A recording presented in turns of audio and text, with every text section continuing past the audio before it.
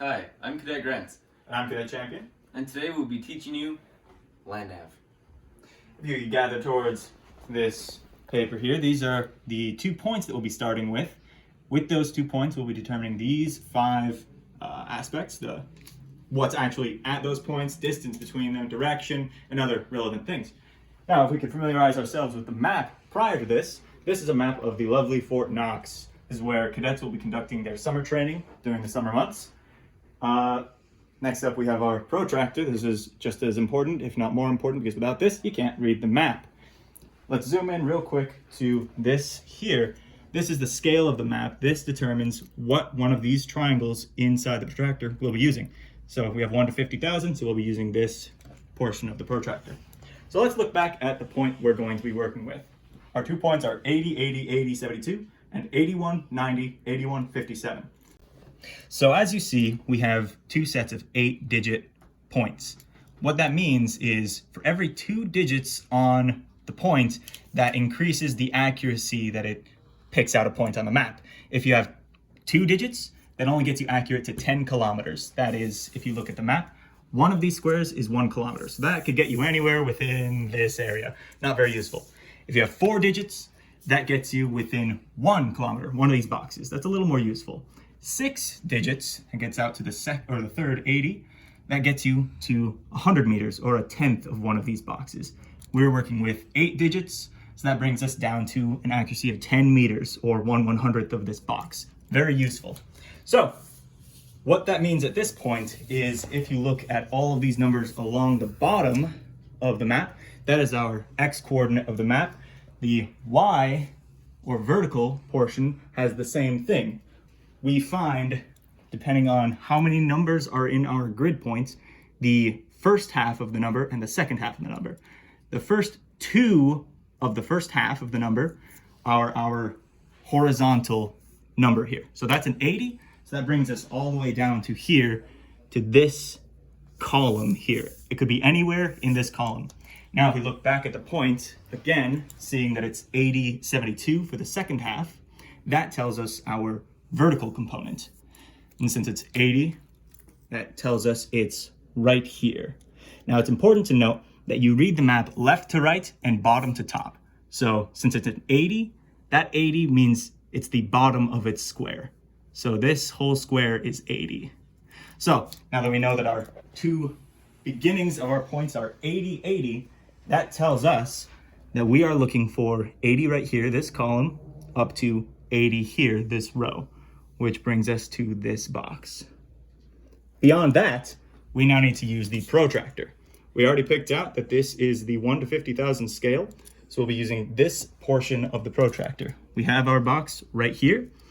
What we'll do is we will line up the bottom triangle to be in line with the bottom of our grid square, and use these numbers to slide over until we get to the appropriate number for the second portion of this part of the grid, of the coordinate. So since it's an 80, what we'll be doing is looking at the protractor. Each one of these numbers represents 10. So 1 is 10, 2 is 20, 3 is 30, 8 is 80. So we know if we line up this portion to this section of the grid, the left-hand section of the grid, then this line is accurate to our x coordinate. We finished the x coordinate now. If we could look back at our point, we now move to the second half of our coordinate.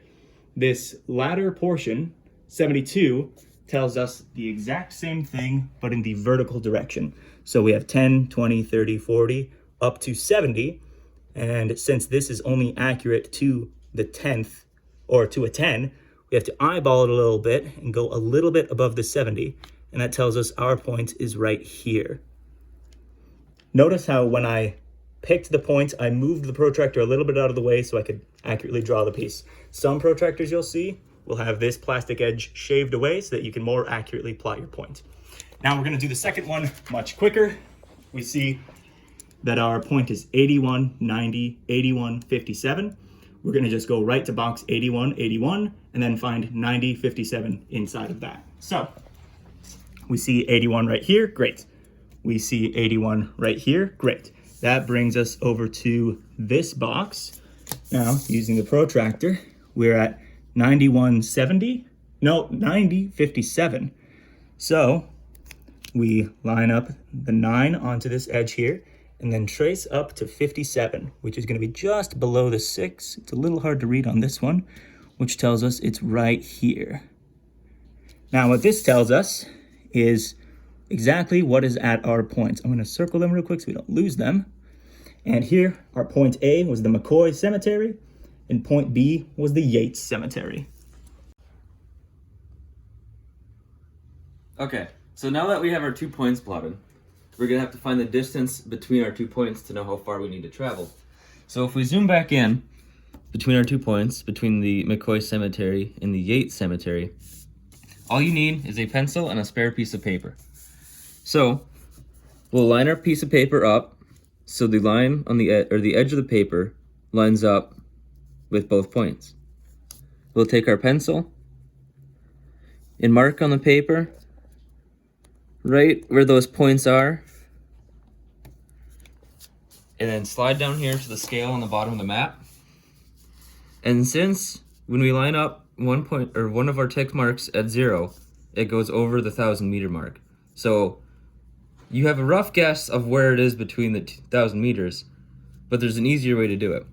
So if you slide it left, so you start at the 1,000 mark, you can use the smaller tip marks on the other side that measure by 100 meters. So we can see that the distance between our 2 points is 1,000, 1, 2, 3 and a half between this box here. So we know the distance between the 2 points we marked is 1,350 meters. So knowing that information, we come back down here and we can draw a line between our 2 points, knowing how far this line is. Now, there's 2 ways that we can get from point A at the McCoy Cemetery to point B at the Yates Cemetery. You can follow this line that you made, or you can follow a road. Unfortunately, there's no real roads nearby, as the closest one is way over here, and we'd have to go well out of our way to do that. So the easiest way would be to follow this line. Now, if we grab our protractor and come down, you can see these tick marks that go all around the outside of the protractor. These help you find your directions that you need to travel in order to get from point A to point B. So there's a little hole in the center of the protractor. If we put that right over point A at the McCoy Cemetery, ensuring that our map is straight up and down, actually underneath we'll slide a piece of paper so we can see it a little better. Ensuring that our protractor is straight up and down, angling that piece of paper just like we did when we found our distance between point A and point B, which is kind of covered up. We can come all the way up here and, using the inside rung, figure out what our azimuth is, or our direction. So here's 50 and here's 55. So 51, 52, 53 degrees. So when we're plotting, we have our points, point A, point B, and now we have the distance of 1,350 meters in the direction of 53 degrees. Using all of this information and the same azimuths that you see on a compass, you will be very accurate in traveling from point A to point B using a map. All right, so now that we know our our grid direction, that leaves us one final thing. We could pan down to this section of the map. This tells us the change in the angle between our grid map, or our grid north, and what our compass is actually going to tell us. This is going to be different everywhere across the planet because it's based on your geometry, where you are versus where the North Pole, magnetic North Pole, actually is. In this specific case, the GM angle is 1/2 of a degree. That's pretty much negligible at this scale. If you're moving a kilometer, you will hardly notice a difference. It'll tell you specifically how to get from grid to magnetic or magnetic to grid. Since we just got a grid, we're going to be taking this. So we add the 1/2 degree to our direction of 53 degrees, and that's going to give us a new azimuth of 53.5 or 1/2 degrees. However, on this protractor, you are going to be hard pressed to actually get a difference of 1/2 degree. Okay, now that we've found the relevant information for these two plotted points, that is the location of those points, the direction between them, the distance between them, and our magnetic angle that we converted from our grid angle, and we have an understanding of what routes we could take there, you're ready to head out, grab a compass, and go from point A to point B.